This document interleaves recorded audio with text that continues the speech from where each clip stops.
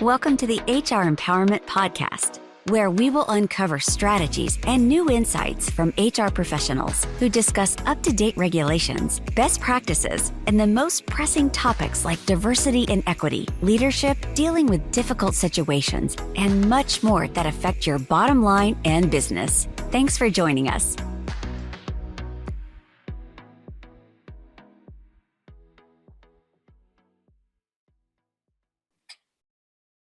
And welcome to today's Trusted Advisors panel, Embracing People Differences Through Empowerment.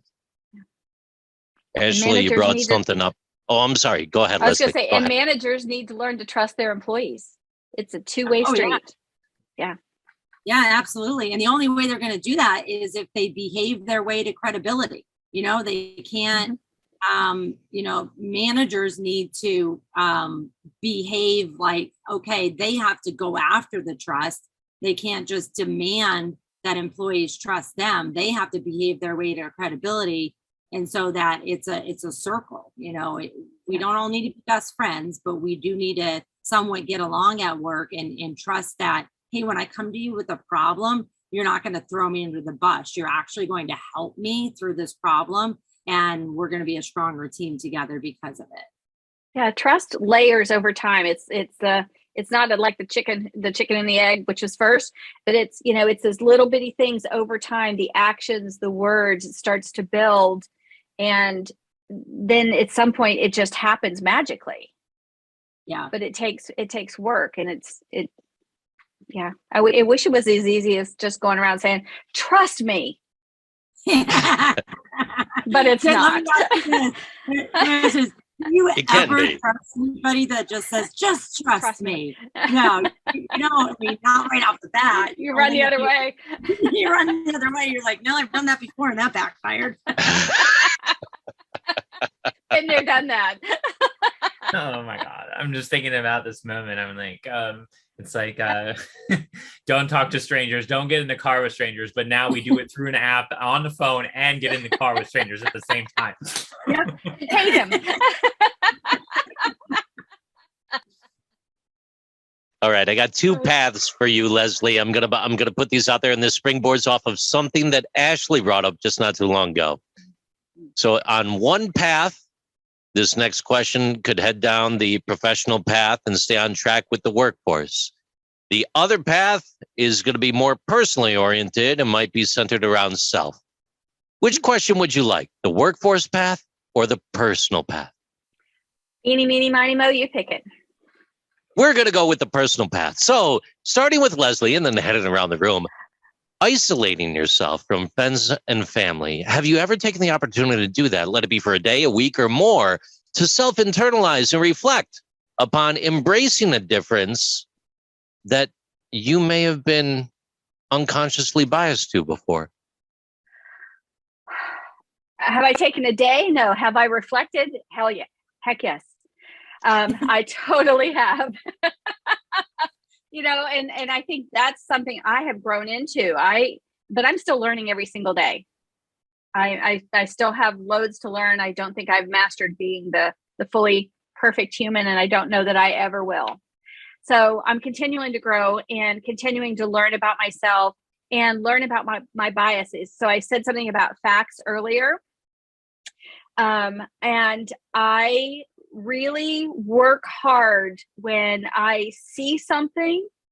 When something happens, I say something, I see something, and I go into judgment and storytelling in my brain.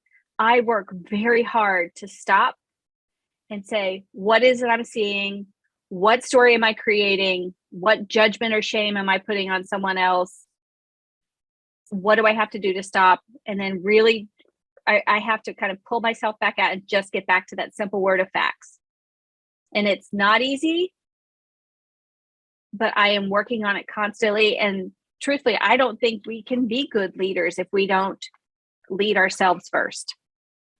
That's the same type of thing that you would help someone in the workforce try to overcome, though, too. I mean, if they were struggling with that and they turn to you for some advisement, you might recommend something along those lines as well. Totally. Whether it's self-reflection, whether it's using assessment tools, whether it's tracking tools, paying attention to what you're doing, how you're doing it, what feelings you're having. You know, if someone's gone in shame or judgments or something like that, or bias is getting in the way, it's a great opportunity to stop and talk about it. It's like, where's it coming from? It could be something from childhood. It could have been an experience they've had somewhere along the way. There's so many reasons, but leadership, in my opinion, you know, when I'm working with someone, it's all about that person I'm working with and their self, because they can't change anybody else. All they can do is influence them and empower them with the tools for that person to then change and or do what needs to be done and how it needs to be done. The leader only truly has 100% control over themselves. We're going to juggle the flow and the order. Wendy Sellers, over to you. When is the last time that you isolated yourself, let it be for a day, an hour, a week, or more, even if it was in an RV going across the country? You knew exactly where I was going. I'm sorry, go ahead. So for the listeners today, last year, this week last year, actually, I drove from Florida to California and back in my 40-foot RV by myself for 2.5 months. And so that was pretty isolating, and everything that could possibly happen did. And I learned a lot about myself and people around me. And so that trip changed my life for the better, and minus all the challenges, but that actually changed my the way I handle stress as well. So that's, again, another podcast. But honestly, the biggest thing there is I had a destination in mind, which was my friend's driveway in California. And I didn't really have a whole lot planned between Florida and California. Said, okay, these are some places I could possibly stay, crash at, visit these cities. And it forced me to communicate with people that if I pulled up their LinkedIn or their Facebook or whatever, there is no way I was going to have a drink or have dinner or lunch with them, or even sitting down chatting with them. I had judgment, and I still do. Like Leslie said, we're all human, and we have bias and judgment. But because of where I was staying at wineries and breweries. There's this app called Harvest Host that campers. That's a real thing. Yeah, and it's really cool, and it's safe, and it was definitely safe for somebody to go, by themselves. And so you check in, you get your little reservation just the day before you check in, and then somebody knows where you are if your body disappears. So it's like, okay. But, so there's a couple of campers there, and that we're there. You're forced to talk to these other campers, and there's no way, because of religion or politics, that I would have talked to quite a few of these individuals. And because I was kind of forced to, because there was only a few of us staying at these little tiny places, I learned so much about individuals, and I learned so much about myself, and I learned so much about maybe putting that judgment away when I'm talking to these people that had a clear difference than me. We'll just say religion, in some cases, and in other cases, politics. And so as I continued along the traveling, I really had to do the aha moment. And I was like, oh, well, how about that? I was totally biased without even talking to these people. And, coming back to Florida, regardless of all the challenges that I had and with my RV, is I picked up and moved. And I moved to a city that I've never really been to. And it's definitely a city that is much more diverse than I've ever been in. And I'm loving it. And I just absolutely, learned so much about myself. And every single day when I have the opportunity to walk down the streets in this city, I'm just open to new experiences. And now when I'm meeting people that are outside my comfort zone, honestly, I really don't even have a comfort zone anymore. I'm more about putting myself in their shoes. And even though I've been saying this for years as an HR leader and as a leader of, like, use empathy, put yourself in somebody else's shoes, I find myself before where I'd be like judgy in my head, and then have to sit there and think, okay, get the professional Wendy out Now I'm actually doing it in personal situations too. I'm like, hold on a second. Let's find out what really happened here. Let's find out what's going on, even in personal situations. So, it's definitely changed my life to take that trip alone and have these experiences. And I encourage everybody to do it, even if it's just for a weekend, to go somewhere that you're not comfortable going and have an open mind and ask yourself, why am I not comfortable? And it could have been because somebody told you this is the way you're supposed to think when you were 5 years old, and you're still living it. And that's the part I want to thank you for right there. My next question, springboarding on that from you, was going to be extrapolating that into the workplace and a recommendation that you would have for someone that you're working with or consulting with. So it sounds like taking that opportunity to get away might be that trick, or you've got a little bit more on.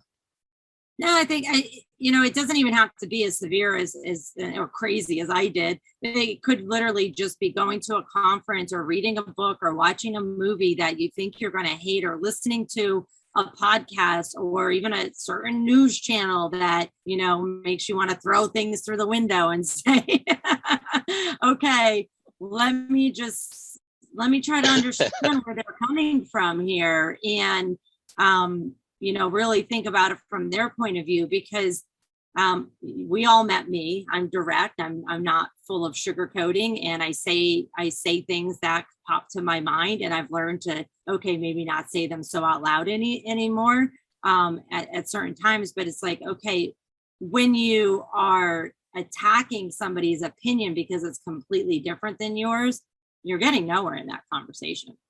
So if you can't find some kind of commonality, you're not going to be able to empower your differences. And it only starts with you, as Leslie said, and you're the only, and Ashley said it several times too, you're the only one that can change. That's it.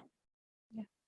Ashley, if we think back, this is going to get interesting, I think. Has there ever been a time in your life where you isolated yourself from friends or family, let it be for a moment, a day, or longer, as you were attempting to embrace differences? Yeah, I have like 4 really quick things I'm going to tell you. One is addressing political differences, because let's not beat around the bush here. But I take that isolation moment and I watch all the news channels. I watch One America, I watch Fox, I watch CNN, I watch MSNBC. I even watch ones I don't even know what the name is.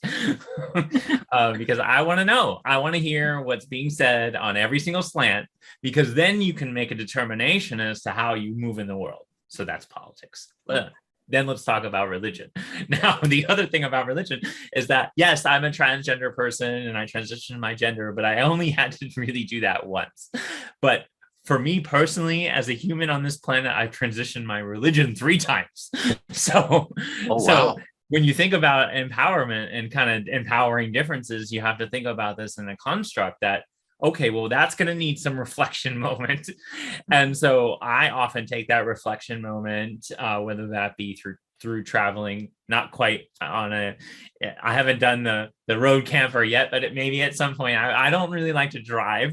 I have a 300 mile cone. If it's more than 300 miles, I typically have to get on a plane or a helicopter or something to take me, train something to take me quicker.